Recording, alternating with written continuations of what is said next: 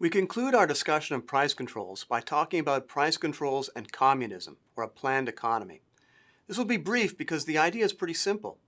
We've already looked at all of the effects of price controls in different markets, but we can think about communism as being in some ways a system of universal price controls. Everything is controlled by the government. The price of all goods are controlled by the government.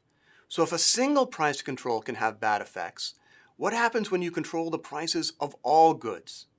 Let's take a look.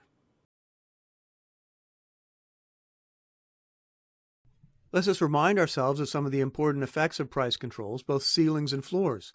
Shortages and surpluses, depending upon whether we have the price below the market price or the floor above the market price. Reductions in product quality, or sometimes too much quality, too much waste. Wasteful lines and other surge costs. Loss and gains from trade, a misallocation of resources. Now, communism, a command economy, can be thought of as a system of universal price controls on all goods. And we saw exactly these 5 elements occurring in countries which had universal price controls, such as the Soviet Union. It was common for some goods to be in shortage, while other goods had surpluses. Low quality goods, for most with wasteful quality for other. Wasteful lines and other surge costs.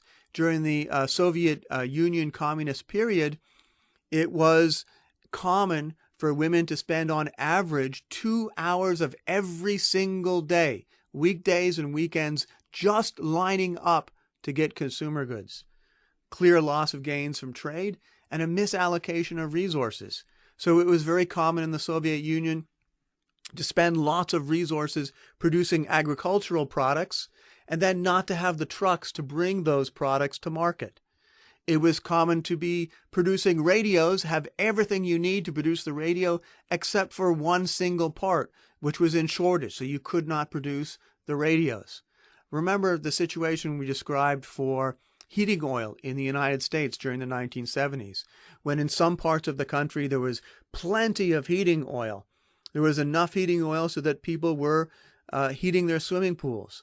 Well, in other parts of the country there wasn't enough, and people were shivering in their homes. Those types of misallocations of resources were the norm, were normal, were everyday occurrences in the Soviet Union during its system of communism, or a command economy, or universal price controls. So all of these issues came to affect an entire economy. In short, what communism did really was a substitution of planned chaos, a chaotic economic system, instead of having market coordination. Okay, thanks very much. That will conclude our lectures on price controls. If you want to test yourself, click Practice Questions.